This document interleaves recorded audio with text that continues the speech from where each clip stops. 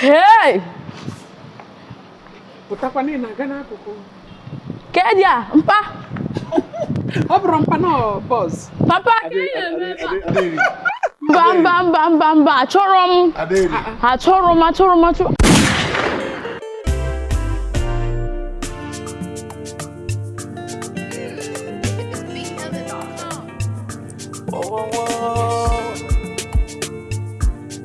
Ije Ihunanya.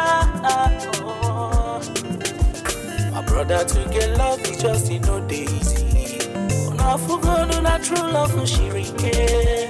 Sister to get love is just in no daisy. Oh, what ya no can ije Ihunanya. Ije Ihunanya. Ije Ihunanya. Ije Ihunanya. Oh, Ije Ihunanya.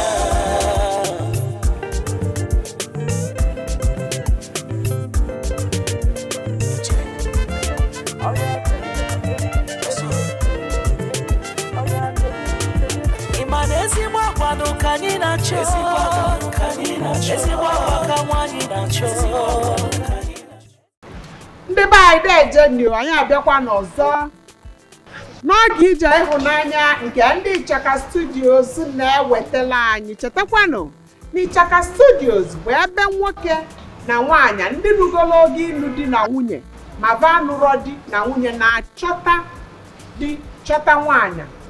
Nya bụ akala ekwentị ya na-aga n'ive onyonyo a. Kpọọ ya ma ọ bụrụ na ịchọrọ ịchọta di ma ọ bụ chọta nwunye. Sonyekwalụ na anyị, sonyelụ na Ichaka Studios na YouTube, Instagram, TikTok and Facebook. Onye nọ m n'aka nri bụ nwata nwaanyị. Nne, kedu afa gị? Afọ m bụ Anastasia. Mana ndị m na-akpọ m Udo Brazil. Udo International. Hey! Udo Brazil na Udo International. Ọ dị egwu o. Kedu arọ n'ede? Adị m arọ 20. Hey! Arọ 12. Itoluwo nnu dị. The boss. Ịbịakwana mbụ. Ọ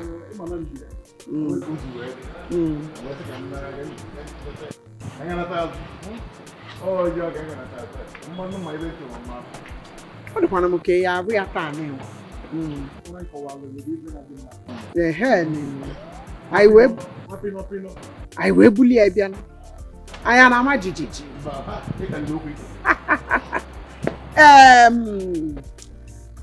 Udo Brazil ihe emela anyị ụkpana na kịta. Ikene ndị Ichaka Studio. Udo Brazil kenela anyị ndị Ichaka Studios. Udo International Girl, International Fine Girls. Kenela anyị ndị Ichaka Studio. Udo Chukwu, Anastasia Nwanga. Kene ndị Ichaka Studios. Hey, ogene. Ọmụ. Hey. The boss. Mo bana no zota nedo.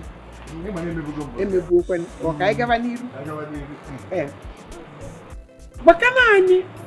Makana amolu m odele onye the boss chọrọ. No daba.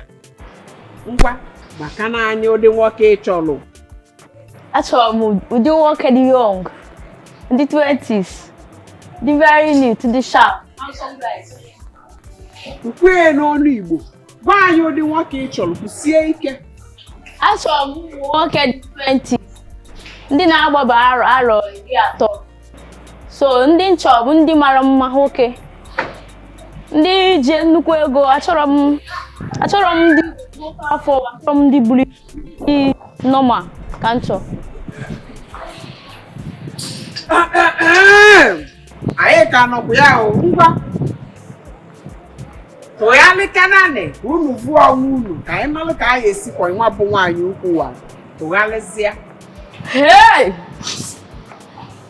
Pụtakwa niile aga n'akụkụ. Kedia, mpa. Ọ bụrụ mpa na bọs. Papa, Kedia, mba. Achọrọ m. Asị m na achọrọ m ndị 20s ka m chọrọ. Achọrọ m 20s ka e butezi ebe a. Ganne. Ọwa alụ ya n'ụka ghọtara ụwa. Ị na-anya ebe na aka ụka ya na-arụ. Adaga mkpuchi ya arụ. Adịghị ebe odozi isi ba. Tinye ife n'isi ba dudu ya gagali ya n'ụwa. Afọ ụfọdụ na-aba nwa na-eji nke otu elu. Angwụọ ya arụgọrị ka mmadụ. Tupu apụta ya. Ọpụta ọfụna ndị nna dị ka anyị bụ ndị ji ibe. Anyị nọghị ịbọgọta ife. Ọyị ka ị chọrọ ka ọnụnụ. Bata nne na mmalụ ma ọmọkwa edebe aka ọmọkwa isi nri m na-eri ka arụ wee dị m mma. Ọ bata ọ dị mma ọ daba ọga mana ọ bụrụ ọbata ọbụrụ nke na-agba agbụsịgba Igbo na ya nọkwa. Oke. Nye anụghọla tọbụ ụtọ ekwo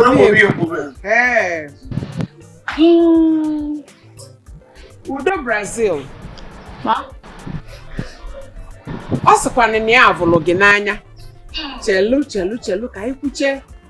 Ọ sị na ya edozili gị ọnọdụ na isi gị iwe ibu anyịnya gotelu gị ezigbo isi nke a na-ewu.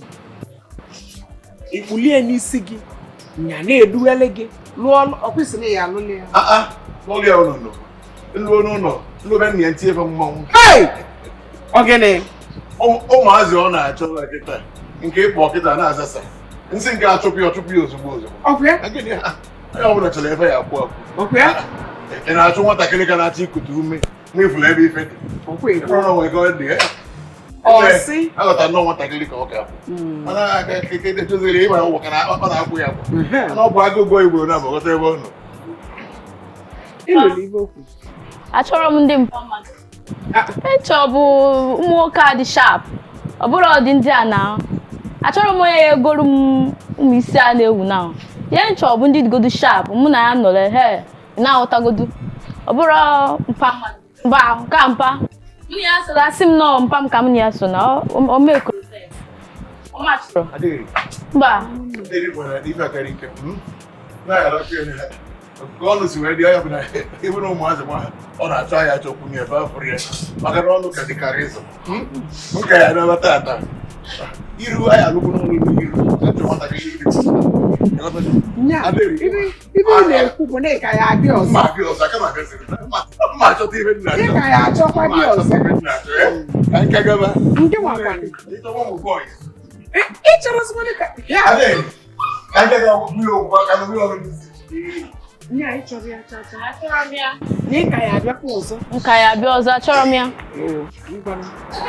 Unu abụgolu ka o si dị.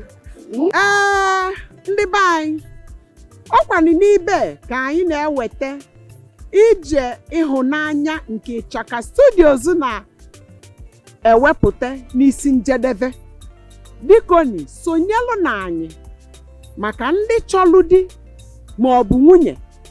Akala ekwentị anụnwa na-egosi n'ive onyonyo a nya ka unu ya akpọ. Wee tinye unu n'ive a na-eme. Unu bịa na Ichaka Studios chọta di ma chọtakwa nwunye deje niri nne. Ndị be anyị ekene m unu. Afa m bụ Nwada Anastasia Nwanga. Sonyere na anyị n'ihe emume Ije Ihunanya ndị Ichaka Studio na-ewetara anyị. Anyị nọ na YouTube, Instagram, Facebook and TikTok. Ndewo.